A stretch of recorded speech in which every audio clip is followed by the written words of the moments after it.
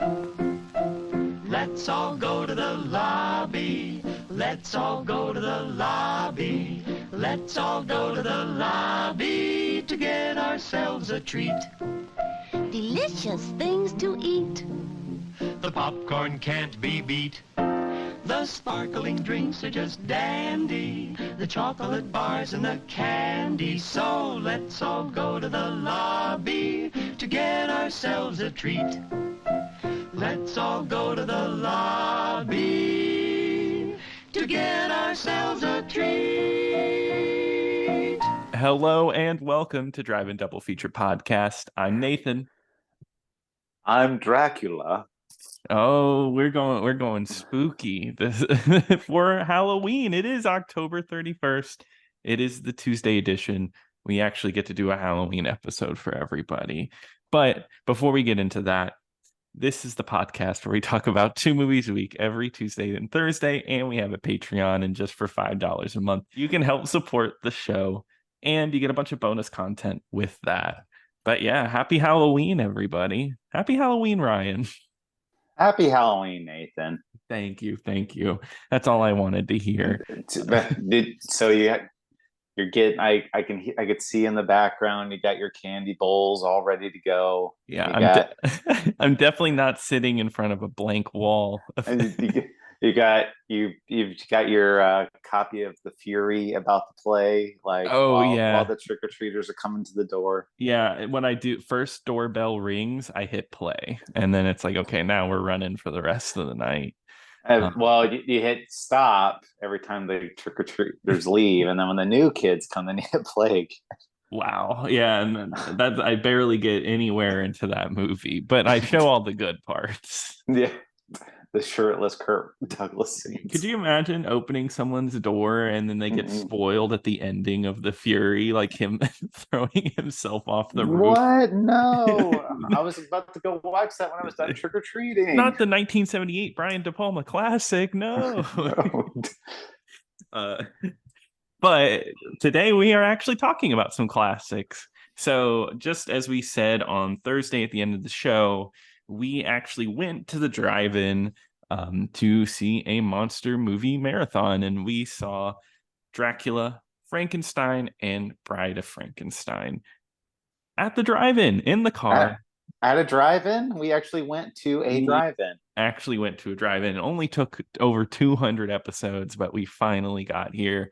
And I think it was probably the perfect set of movies that we could do. It was definitely worth it. I've been looking forward to this for a long time, and it paid off. Yeah, totally agree. No, and I mean the experience was really fun. We both have been to the drive-in before, but I think it had been a little bit for both of us. Mine a little bit longer, and the last one you saw was Minions. Sorry to say that to our audience, but yeah, it was just nice being back. A lot of the things I remember, like people's headlights coming on, blinding the screen for a second every once in a while. It's a part of the mood. Yeah, I mean, I was wondering what was going on, because there was definitely a car in front of us that they would just randomly, just their tail lights would come on and just blind us. Yeah, and that got really annoying. Luckily, I noticed that happened a lot during Dracula, but once we got to Frankenstein, it started to happen a lot less. It was surprising. When we first got there, it wasn't that busy, but it ended up being a good turnout. There was a good amount of cars there, and there was even an attendant wearing the Invisible Man costume. And he was very particular about how you parked your car. Yes, because I guess we didn't park the car correctly, and we had to move it right next to the line. And he said that to multiple people, and I guess it makes sense for the amount of people that were there. Yeah, I mean, I get it, but the funniest part was there was a couple that they parked wrong, and he went over there and he was trying to get their attention, but they just like totally ignored him, and He didn't even tap the window or anything. He was just kind of like No, doing little waves at him through the like he window. like he was trying to stand next to like the driver's side window, then he was like standing in front of the car, and just Hmm. they didn't care, and he's just like, oh, I guess they're parked this way. Yeah. I guess. So we could have kept our spot if we just didn't say anything. If we just ignored him, Yeah, we could we have would have been done that. good. Yeah. No, I thought that was pretty funny. But I mean, I think overall the experience is pretty good. The screen quality, the projector quality was actually surprisingly nice. Even if it was a little cut off, the aspect ratio was a little odd at points. But Nathan was furious when he saw that. I was a little cut off on the bottom. I can't stand it. And then for whatever reason, Frankenstein, when that started with the dude, he's like, oh, want to warn you about this one. It had like giant black bars on the top and bottom of it. Well, that was his. They were just letting you know this is not a part of the movie. This is your last chance to leave. Yeah, and we actually didn't watch Bride of Frankenstein because of that. We peeled out. I said, no, I don't want to see it. Yeah, no. So actually, our battery died, so we had to stay and watch. So it sucked. But no, it was a good experience. We've seen all three of these movies, right? You've seen all three of them before. Yeah, I've seen all of them. Yeah. So they did play them in release order. So we did get to watch Dracula first. It's the 1931 movie directed by Todd Browning and starring Bela Lugosi as Dracula. And I remember being aware of the movie for a really long time. Again, when I was younger, I remember they used to play these movies on TV, like on Halloween, and I don't think they do that anymore. I think we talked about that. Yeah, I was trying to think, like, I don't even think, because I think it would be on like AMC or something like the equivalent or whatever that was at the time when I was a kid. So I remember seeing bits and clips of it, but I never had like actually sat down and saw the whole thing. And I had watched Dracula Dead and Loving It, the Leslie Nielsen movie. So I got pretty much the gist of Dracula from that. So yeah. Isn't that, I think that's pretty funny. But then when I was older, probably I think when I must have been in college, because I think we talked about this. I think it was on Netflix for a period of time, and I think I remember watching it there. Yeah, and that's exactly how I watched it. I watched it on Netflix probably sometime in high school. And I'd always been aware of these movies, but it wasn't till late in life that I watched them. You kind of know Dracula, Bela Lugosi, hear about these things, but I guess I never got around to it. But when I finally did, I remember not loving it. And when I rewatched it this time, this is my second time watching it, I liked it more, but I can understand why I didn't like this one as compared to the other ones. It's funny though, because it's like it's seen as this very iconic movie, but it's a very understated movie. It's It very really like is. a lot of talking scenes. I mean, the visuals in the movie are great. I mean, the scene where Dwight Fry's character Renfield shows up and he's walking the castle grounds, and we're getting a lot of that. I mean, that stuff is great, but I mean, there's a lot of scenes where they're just talking, like they're just like, oh yeah, like have you heard about this vampire thing? Oh yeah, I want, and they're just explaining like the rule, like the vampires, and then Van Helsing shows up and he's like they become aware of that Dracula is a vampire in the movie, and then it's not like this big shocking reveal. It's just kind of like, oh, okay, well, you know who I am, what I am now, and I'm still going to kill your daughter, and like, yeah, it's very like, and nobody's really, in most movies, people be terrified, running around scared. They're very just like, oh well, we're gonna have to take care of them, so we're gonna wait around and try to figure out when to do it. And I mean, even Bela Lugosi, like my idea would be like, oh, I'm found out, I gotta run away. And he's like, no, I'm just gonna stay here. I'm gonna stick around. Well, yeah. So he's really targeting this one girl, Nina, Mhm. and he's trying to turn her and make her one of his wives because that's the thing. Dracula has like all these wives, and Mhm. he's trying to turn her into a wife. And the thing I was wondering though, I'm just like, why? He's because he arrives in England because they start out in the movie starts in Transylvania, and then he goes to England, and then he's just so hyper focused on this like one girl, and I'm like, you've got the entire country. You could, There's so many women in the United Kingdom, and this one he has to live in the mental asylum, and he's the equivalent of a creepy stalker, except he's also a vampire. yeah, and he loves to stare at people. Yes, he does, with some cool lights on his eyes. Yeah, and I mean, if there's one thing that's really good about this movie, it's Bela Lugosi. He is awesome in this role. I mean, it's been stated a million times, but he really brings that performance like really high up. I mean, it's pretty crazy when you think about it that a man who like his one performance has just set like the tone of like anytime you see anyone doing a Dracula impression, it's him. And Yeah. this they model all the costume. I mean, because what was it? Nosferatu. Nosferatu was just like this bald, like Ugly, like, elf yeah. looking thing, and this one, he's he got the slick back hair and Hmm. everything with the cape. He looks like a real classic gentleman, and that's Hmm. now how everyone sees Dracula. Yeah, exactly. And I think that's part of like the power of this movie. Even he doesn't say I want to suck your blood, which is a little, No, which is a little I upsetting. think I think they should. I think he should have. Maybe that was like an improv line, and they cut it out. Yeah, they should add it in like CG deep fake him saying that in all future releases. They probably Um, could. oh, they would too if enough people asked for. I hate that I put that out into the world even. I'm waiting for them when it's like during like the Halloween season. Like, you remember they did all those like direct TV ads where it's like they did like they recreated scenes from movies and they got like the actors to come back. And I'm like, Yes, yeah. I wonder when we're going to be at that point when they're just like, oh, you should sign up for direct TV.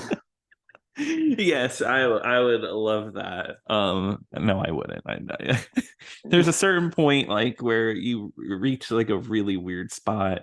But I mean, we've been doing that since Rogue One, bringing dead actors back to life. Yeah, I think it's fine. Just bring them all back. Why not? Why not? They're not here to say no, right? They're dead. Yeah. Who cares? I guess their families don't. They But no, I mean, Dracula, like you said, understated, surprisingly slow for a movie that's only an hour, 10 minutes. Cause like not a lot happens. It's a lot of talking, it's a lot of mood building. I won't say it's super strong with the mood, but I just think it's just a neat movie, a really cool piece of history. Like 1931, like what they were doing, like an early sound movie. I think it's doing some really cool stuff.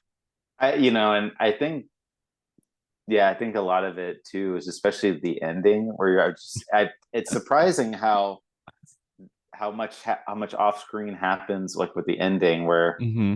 just their big plan was let's just follow Dracula and see where he goes. Yeah, that ending is so like, and Dracula's, he doesn't try to move his coffin somewhere new, nothing. He's just like, well, I hope I don't die tonight. Well, he knows. I think he's aware that he's being followed too, and then Hmm. he jumps in the coffin, and then they're like, "Oh, here's Dracula. Let's go find a stake. Okay, let's go get a rock." Yeah, And bam, he's dead. right. Yeah, and it's off screen, and then the final shot is like the couple walking up the stairs, and it says the end. And I remember saying, like, man, I wonder how many people in here have never seen this before and like angry at this ending. There's had to be some people that were just like, "What the hell?" Like that's the big deal that everyone's talking about. Yeah, right. I can imagine like this is it. I think, for a first time horror movie watcher, I think the next couple movies were definitely a little bit more iconic, or like a little more I guess what you would expect out of a movie like this.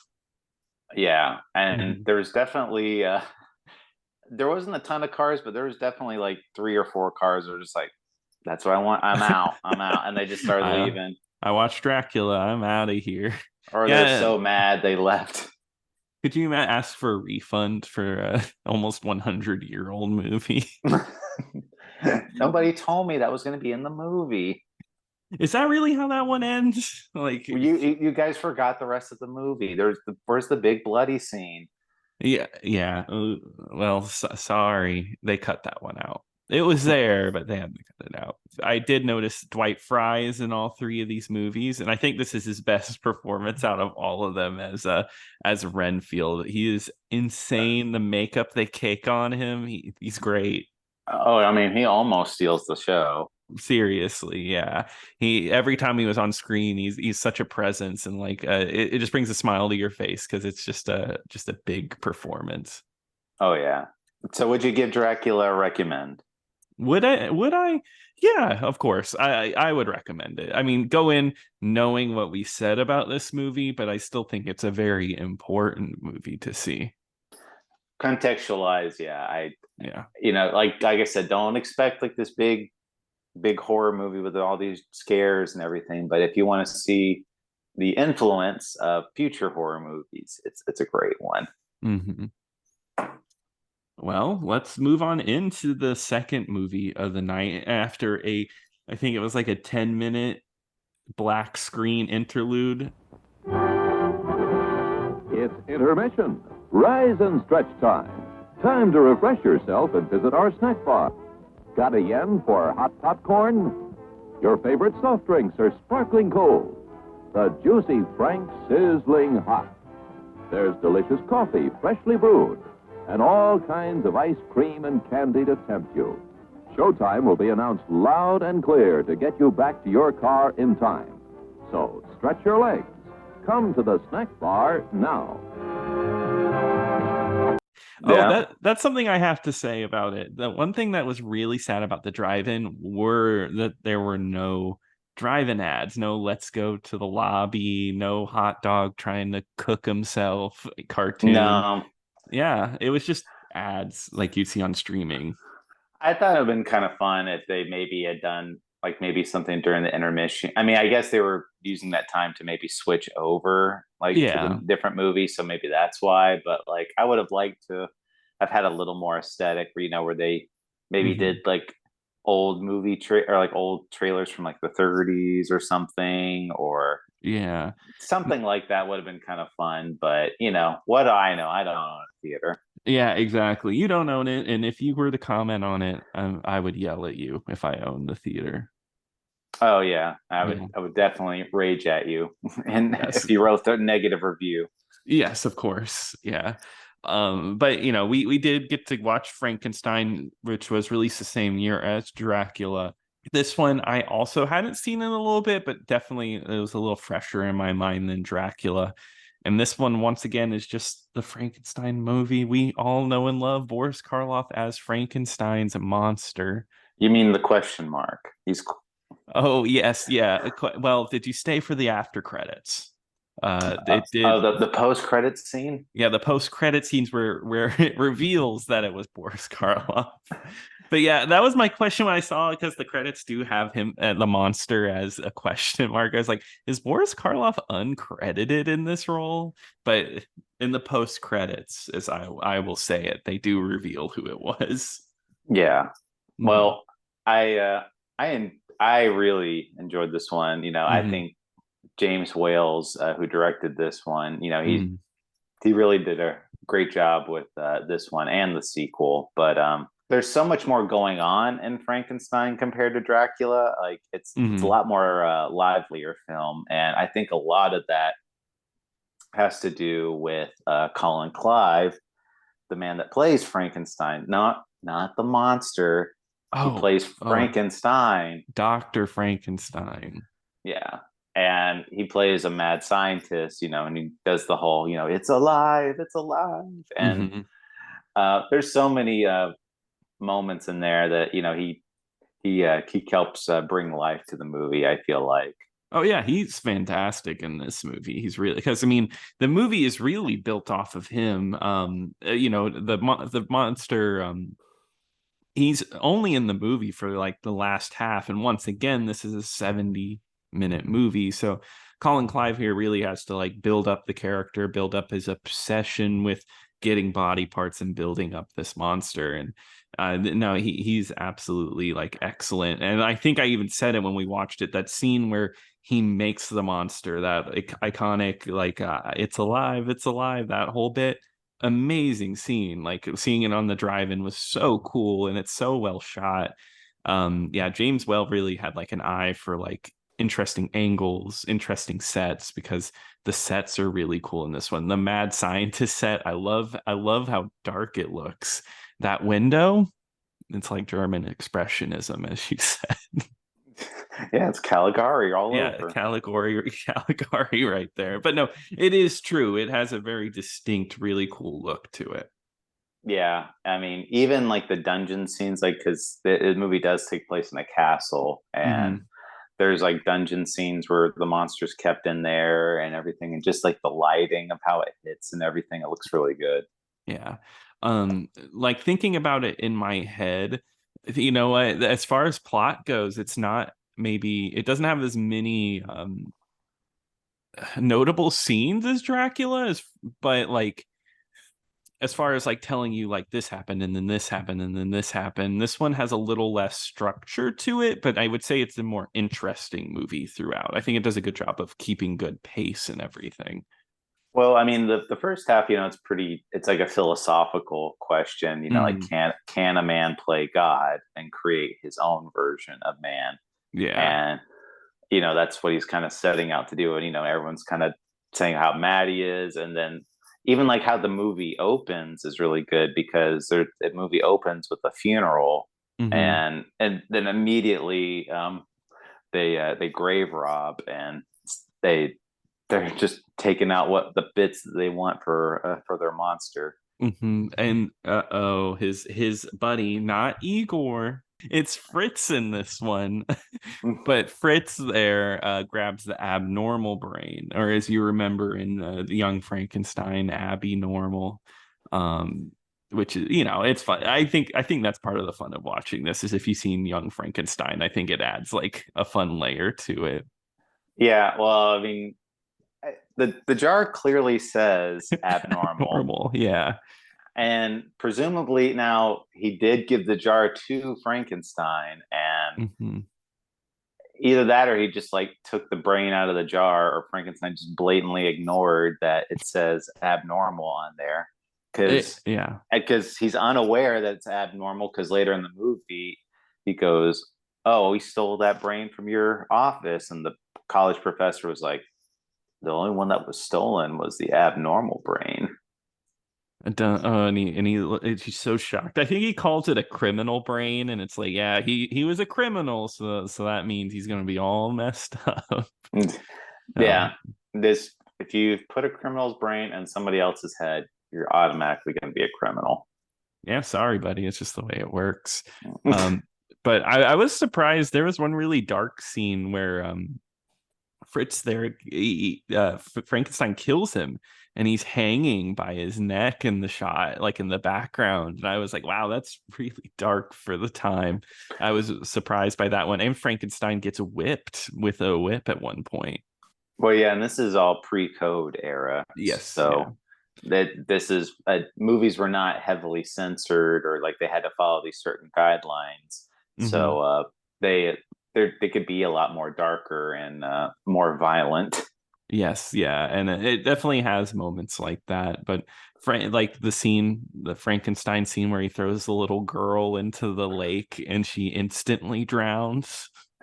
Yeah, that one's a little odd to me, because I remember watching that when I was younger, because I remember that scene was on TV when and I remember seeing that at one point.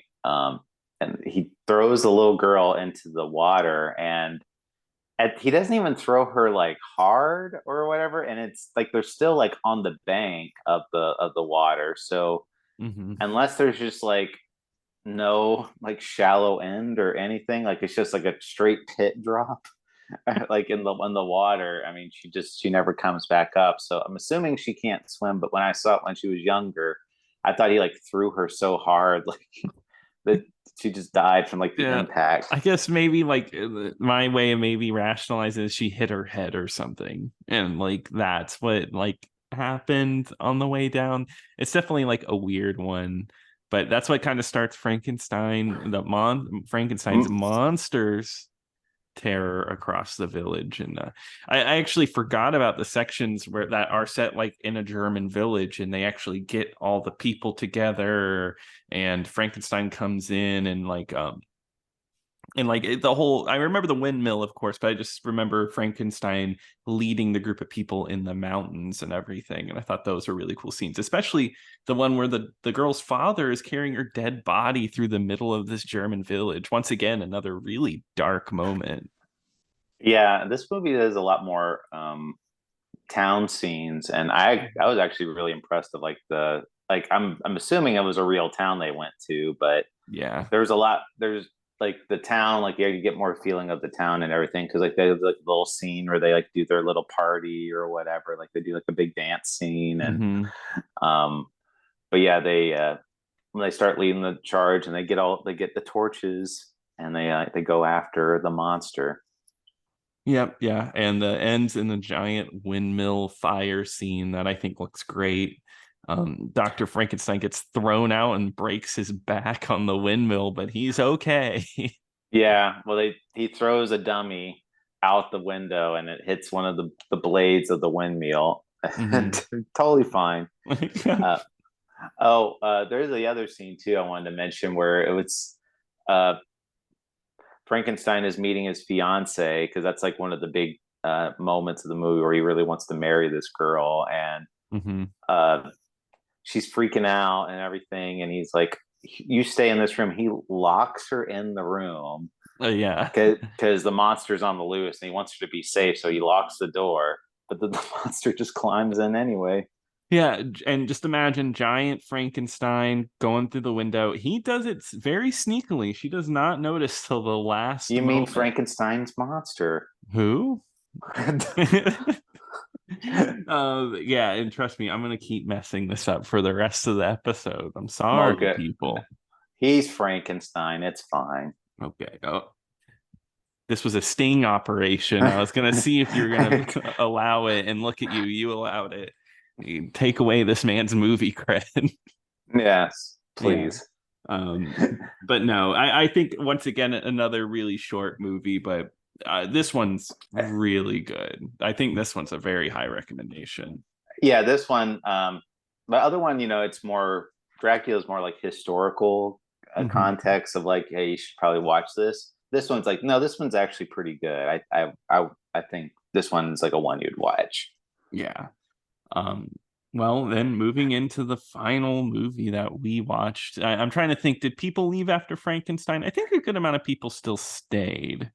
There was a couple I think I saw, but not too many. But one thing too I want to add for the night was the movie, it's a drive-in, so there's two screens. So Taylor Swift was like playing behind us, and we finished two movies before the Taylor Swift movie ended. It was crazy. We got up and like I look back, and there was Taylor Swift performing still. I was like, wow, that is insane how long that movie is. And we only got to see the beginning of The Exorcist, which was the movie that played right after that one. Yeah. Not the old Exorcist, the new Exorcist. Right, the better one. Yeah, of course. Those movies just got better and better. Well, except for the third one. But speaking of getting better and better, Bride of Frankenstein was next, and that one came out 4 years later in 1935. But a lot of people returning. Boris Karloff is back, Colin Clive is back, and the director James Whale is back as well. And it feels like just a return to form and just doing it even better. This one, I love it because it's still a classic horror movie like the other one, but still has that early Hollywood charm to it because it allows itself to be silly as well. One thing I want to say is that even though it's only been 4 years, it's like it's like almost like a Mhm. decade has passed by because Yeah. it just in terms of quality and like I guess just the evolution of film and like new Mhm. techniques that they've been able to accomplish and everything. It's a much different experience because Yeah. it's a very lively movie, um, and Mhm. there's just a lot more dynamic like camera angles and Mhm. scenes like that. And to me, it's just like, and the amount of time is just crazy how much quality has increased in that Yeah. short amount of time. And I think it's a sound thing because 1931 was still very early for sound movies. And then in 4 years, they kind of figured out how to like, because, cameras were really loud. And I think they figured out how to make cameras quieter, how they could get more dynamic angles. And something I even noticed and brought up was like there's music in the background. The other two movies didn't really have music outside of the intros. This one had music going almost through the whole movie to fit the mood. So yeah, it's just like completely different, like a more I guess standard movie you'd expect to see. Um and this one, I forgot some of the crazy stuff that happens in this movie. I love the intro. It's actually one of my favorite movie intros that Mary Shelley, played by Elsa Lancaster, who also plays the Bride of Frankenstein, she shows up and she like is just talking and is like, and her two brothers are like, "Oh, I can't believe a woman could write about something so dark and evil." And she's just like, "Well, it's not over yet." So I don't know. I think that's a fun way to start your movie. Yeah, it kind of sets the tone. Like, hey, woman wrote this book. Like, Yeah. like just showing them like, yeah, women can write horror too. Which in the 30s, I'm sure people are like, they can't do that. Yeah, So, exactly. So it's like a fun like power thing.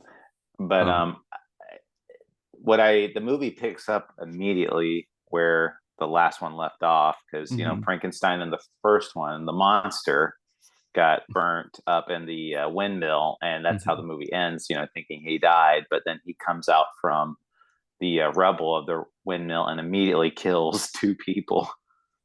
Yeah, and these ones, I mean, we're post code, right? And still like the one just one dude gets killed, but it's like really brutal. Oh no, it's the woman that gets thrown Mm-hmm. down and like kind of like the windmill like fall, except she actually just dies on her fall down. Yeah, she gets thrown, and then you just immediately see her body like hitting hitting like the stone at the bottom.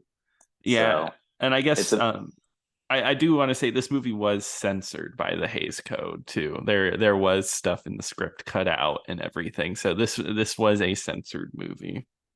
yeah, it's but it's not really that noticeable. I mean, there's a lot more subtext in this movie. There's a Hmm. lot of um, uh, you know, so like I said before, it's kind of like this thing where they portray Frankenstein that to being like he's trying to play like he's God. Hmm. So there's kind of like an allegory that Frankenstein the monster is kind of like Jesus, and like there's even like a scene where he basically gets crucified because he gets put Yeah. on like this big pole looking thing because the townspeople corner him and they tie him to like a pole and Hmm. they move him around that way.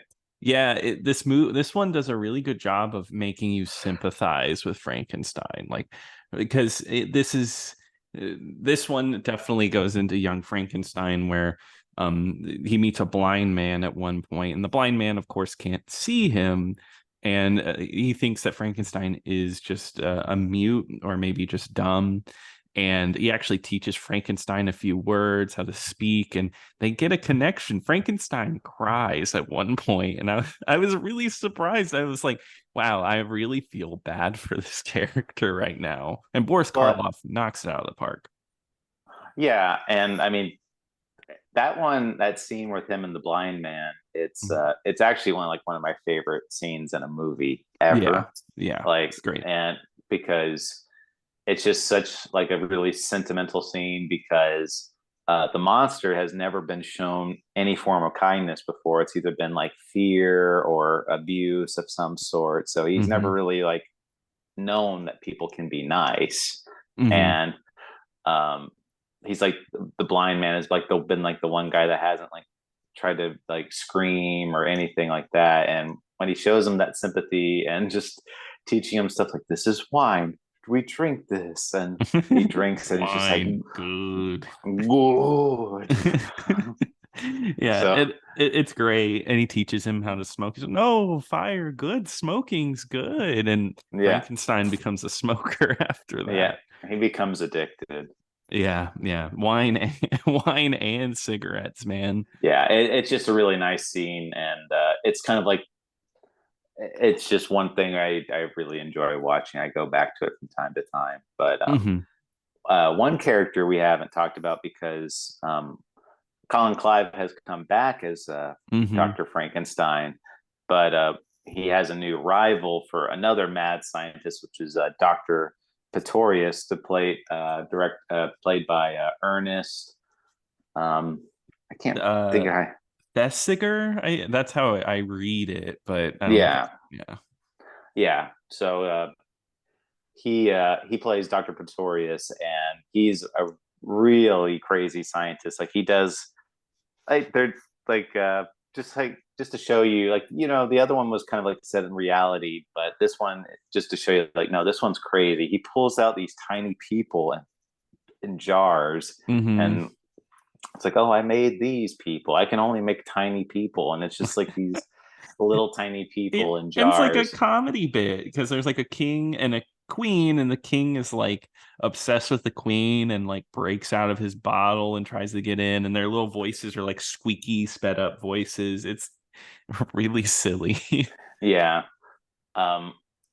There's a scene though where Dr. Pretorius is just he's sitting like in this tomb, because they're grave robbing, because the Pretorius has kind of persuaded Dr. Frankenstein to make a woman.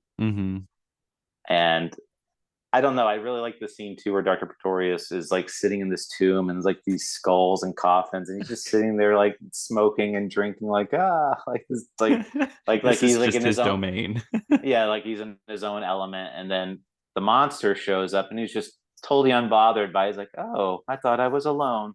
Yeah, I know. I love that. Like, he's just like, oh wow, okay, welcome. Yeah, take a seat. And he smokes with Frankenstein in this tomb, and then he tells him his plan of making a woman. So Frankenstein, of course, is like, woman, friend for me. Love it. Yeah, he's on board. So this movie just has like a layer of campiness to it. It really does. And it's really fun. I think that's why I enjoyed it so much, because like these horror movies, these classic ones, I think just having a little bit of levity just adds a whole lot of charm to it. And that's what this one is. I think it's just a very charming movie. The characters, you sympathize with them a lot more, because Dr. Pretorius is the clear villain of the movie, and the monster, you sympathize with him a lot more. He really is just trying to like find his place in the world, and somewhere where he can just find someone that isn't like terrified of him, and he really does want a friend. And then Dr. Frankenstein, they're forcing him to do this, and he's kind of over the whole like, I don't want to play God anymore type of thing, but they're basically forcing him to do this and threatening him and his fiance. Exactly, to the point where they're kidnapped. Another character that's added in this one is Minnie, played by Una O'Connor, who is over the top, but just really funny, just screaming every time Frankenstein is around, and just overall just being a really I don't know. She's just a silly character. Well, yeah. We didn't mention that in Dracula, that there's like in Dracula, I forgot, there's like a comedic side character where just like one of the mental institution orderlies is like, "Oh, you're a fly eater, are you?" Yes, yeah, which is a great character. Yeah, but just that added a little levity in there. But yeah, she is just kind of like very like a squawking bird type of character, like and exactly. It's just like, and then eventually, I at one point she's like, "Well, if they don't want to listen to me about Frankenstein, well, then they can just die. I'm gonna leave. I'm out of here." Yeah, very very funny performance. Just like you wouldn't even think to like add like now if you put somebody in there in a movie like that, people would just be rolling their eyes. Oh, exactly. Yeah, it's definitely a time and place kind of deal. It works with the time of the movie. Yeah. But I for me and my money, this is actually one of my favorite movies of all time. I very much enjoy it. Of the Universal horror movies, it's probably my favorite. So, like I said, it's just a fun movie to watch. It's actually one of my favorite movies to watch during October. So, um, very high legitimate recommend for me. Oh yeah, this one, like if you're gonna watch a Universal monster movie, this is the one. I agree. I think this is the best one that they did. It just fits all the molds of what you'd want from a Universal monster flick, and I just think it's fantastic all around. I highly recommend this one. Now, full disclosure, that was the last movie we watched, but they did play two other movies because we left after the third one just because it was already midnight at that point, and I was tired, and I don't think Nathan objected too hard to leaving early either.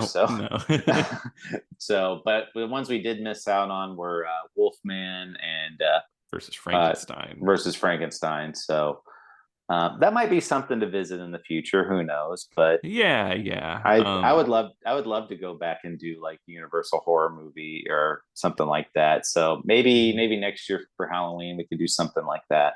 Yeah, no, I think this is a fun thing to do, especially if they show the Wolfman again. I actually had never seen Wolfman versus Frankenstein, so if they showed that again, I guess it would be fun to check that one out too. But no, the Invisible Man. What was that guy dressed up for, huh? Well, Invisible Man was directed by James Whale, so maybe he's just a big James Whale's fan. I should have been like, who's the director of the movie that you're wearing the costume for? He probably would know that, actually. I was about to say, if you're dressing up like that level of commitment, you gotta know. It was a good outfit. But no, I think overall it was a really good time. I think the drive-in experience was really fun. It was really nice to finally get out there and do that because I know we've been talking about doing this for such a long time. Yeah, I've definitely had a great time over there. I wish it wasn't so far away, but yes, it was such a long drive. That was part of the reason of leaving early. It's like, okay, we drove out a long ways to get here. Yeah, we had an hour drive back home, and then Nathan had an additional hour drive after that. So it was that's why we would have stayed. If we both would have lived there in the area where the drive-in was, we probably would have stayed for both movies. Oh, yeah. But we probably would be going much more often. I'd be going all the time. Yeah. But crazy. Give the drive-in a huge recommend. Go to your local drive-in right now. Yeah, go to your local drive-in. Give them some money. They deserve it. I guess I can only say that. I don't know. There could be some bad ones out there. I'll go anyway. Yeah, true. But I do think that wraps it up for this Halloween edition. Yes. Had a great time. But what are we going to be talking about, Ryan? Well, Nathan, we're getting back to our regularly scheduled program. But Nathan, answer this. What's the number one thing people think about for the month of November? For November, Thanksgiving, giving thanks, cold weather, colored leaves. No, Nathan. It's obviously the number one thing on everyone's mind for November is romance. Of course. Yes. November is the romance month. Yes, exactly. So I figured what better than to talk about one of the classic romance movies of the 1980s. And we're going to be talking about 1986's Mannequin. That is over on Max right now. Oh boy, I'm excited. Hey, you know what? I'm excited to talk about Mannequin. If you have any thoughts and opinions about this, please email us over at drive-in-double-feature-podcast@gmail.com. Don't forget to follow us on X and X us over at X at DIDFpod. And once again, check out the Patreon at patreon.com/drive-in-double-feature-podcast. Happy Halloween, Nathan. Hey, I think you got some trick-or-treaters at your door. Oh crap. Okay, got to turn on Fury really quickly. Bye everybody. Happy Halloween, Ryan. Happy Halloween. As you leave the theater, folks, please be careful. Don't let this happen to your car. Be sure to remove the speaker before you leave. If you should accidentally pull a speaker loose, please turn it in at our snack bar or box office. Thank you.